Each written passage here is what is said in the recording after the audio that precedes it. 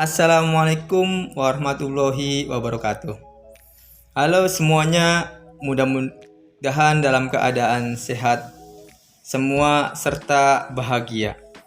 Baik, untuk mengefisiensi waktu, perkenalkan kami dari mahasiswa IAIN Syekh Nurjadi Cirebon, kelompok 7 Asuransi Syariah, yang beranggotakan 2 orang. Yang pertama yakni saya sendiri, Muhammad Agung Rizky, serta rekan saya, Saudari Neneng Diana.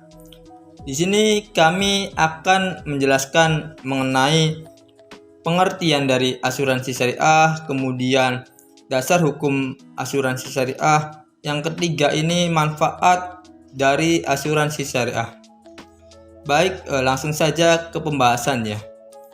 Asuransi syariah adalah usaha saling melindungi dan tolong-menolong di antara sejumlah orang atau pihak yang melalui investasi dalam bentuk aset atau tabaruk, yang mana memberikan pola pengembalian untuk menghadapi resiko tertentu melalui akad yang sesuai dengan syariah. Kemudian dasar hukum dari asuransi syariah ini terbagi menjadi 2. Yang pertama ini sumber hukum Islam, yang mana meliputi Al-Quran, Sunnah, Ijma, dan yang terakhir Qiyas. Adapun yang kedua ini sumber hukum dari asuransi syariah, ini hukum positif, yang mana diatur dalam Undang-Undang Nomor 2 Tahun 1992 tentang usaha perasuransian dan peraturan pemerintah Nomor 63 Tahun 1999 tentang perubahan atas peraturan pemerintah Nomor 73 Tahun 1992 tentang penyelenggaraan usaha perasuransian. Selanjutnya ini pembahasan mengenai manfaat asuransi syariah yang akan dipaparkan oleh rekan saya, Saudari Neneng Diana. Baik, di sini saya akan melanjutkan pemaparan materi dari Saudara Agung. Di sini saya akan membahas mengenai manfaat asuransi secara umum. Jadi, minat masyarakat terhadap program asuransi ternyata masih rendah. Hal yang disinyalir menjadi penyebab rendahnya tingkat ketertarikan masyarakat, khususnya masyarakat di Indonesia, terhadap lembaga keuangan non-bank ini adalah ketidaklengkapan informasi yang didapatkan masyarakat mengenai lembaga ini dalam usaha meningkatkan kualitas kehidupan di masa mendatang. Manfaat asuransi secara umum yaitu ada beberapa. Yang pertama ada 1, memberikan ketenangan. Kita tidak pernah mengetahui kemungkinan kejadian yang akan dialami di esok hari. Setiap hari kita lewati dengan kemungkinan kejadian yang bisa saja menuntut pengeluaran tak terduga. Asuransi memiliki manfaat untuk memberikan proteksi dan risiko ketidakpastian dan dipercayakan lebih mampu meningkatkan rasa percaya diri bagi individu pemegangnya. Adapun poin yang kedua, sebagai investasi dan tabungan.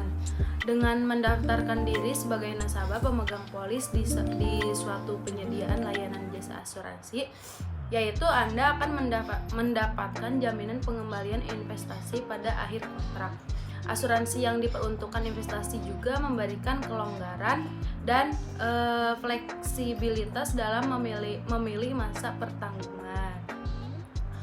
Yaitu yang ketiga, poin yang ketiga yaitu membantu meminimalkan kerugian. Sesuai dengan jenisnya masing-masing, fungsi dari kepemilikan asuransi secara umum adalah membantu para pemegang polis untuk meminimalkan kerugian dari kejadian tak terduga yang merugikan menjadi seperti biaya kerugian, bencana kebakaran, kecelakaan, dan biaya rumah sakit. Adapun yang ketiga yaitu membantu mengatur keuangan. Jadi kewajiban Anda untuk membayar premi secara utuh sebenarnya secara tidak langsung memaksa Anda untuk menyediakan dana cadangan yang digunakan ketika terjadi kejadian yang tak terduga. Meski begitu, ketika kejadian tak terduga itu benar-benar terjadi dan mengharuskan Anda mengeluarkan kocek yang cukup banyak untuk menanggulangi hal tersebut, adanya asuransi akan membantu Anda. Anda cukup untuk mengurangi pengeluaran tak terduga yang biasanya jauh lebih tinggi dan dari pengeluaran rutin. Materi yang kedua yaitu manfaat asuransi berdasarkan jenisnya. Jadi manfaat asuransi itu berbeda-beda, sesuai jenisnya itu ada manfaatnya masing-masing. Yang pertama yaitu asuransi kesehatan. Asuransi kesehatan menjamin ketersediaan dana yang dibutuhkan untuk membiayai kebutuhan kesehatan Anda dan keluarga selaku pemegang polis. Kejadian sakit atau kecelakaan bukanlah kejadian yang direncanakan, dan sama sekali tidak ada orang yang ingin hal itu terjadi. Yang kedua yaitu asuransi jiwa. Asuransi ini diperuntukkan bagi orang yang menanggung kerugian finansial tidak terduga yang disebabkan oleh risiko kematian atau risiko hidup terlalu lama. Penggunaan asuransi jiwa akan memberikan manfaat kepada masyarakat pemegang polis untuk mengganti program JPS atau jaringan pengamanan sosial pemerintah, karena turut membantu menjaga stabilitas masyarakat dan menjadi salah satu sumber keuangan. Bisnis ini juga memberikan manfaat dengan membuka lowongan pekerjaan. Itu tadi mengenai asuransi jiwa. Yang ketiga yaitu asuransi JHT atau asuransi jaminan hari tua. Asuransi jenis ini tujuannya memberikan kepastian pendapatan pemegang polis ketika telah menjalani masa pensiun, dan juga kepada keluarganya apabila tertanggung meninggal dunia. Asuransi ini juga membantu penggunaannya mewujudkan impian setelah memasuki masa tua, karena dananya bisa digunakan untuk berbagai macam keperluan di masa akan mendatang. Yang keempat yaitu asuransi pendidikan. Asuransi pendidikan dikenal sebagai alternatif tabungan pendidikan bagi anak yang direncanakan akan menjalani masa sekolah di tingkat SD hingga tingkat perguruan tinggi. Asuransi pendidikan terbagi menjadi dua jenis yaitu proteksi dan investasi. Adapun asuransi yang bagian kelima yaitu asuransi properti. Dapat dikatakan asuransi jenis ini kurang populer di kalangan masyarakat di Indonesia, karena asuransi properti merupakan salah satu jenis asuransi yang memberikan jaminan kepada para pemegang polisnya hanya untuk menjamin rumah atau bisnis yang menjadi sub jenis asuransi properti. Yang keenam yaitu asuransi perjalanan, merupakan jenis asuransi yang memberikan jaminan perlindungan kepada para pemegang polis ketika sedang dalam perjalanan, seperti perlindungan biaya medis, kehilangan barang di bagasi, kehilangan dokumen perjalanan, dan lain-lain. Yang terakhir yaitu asuransi kendaraan bermotor.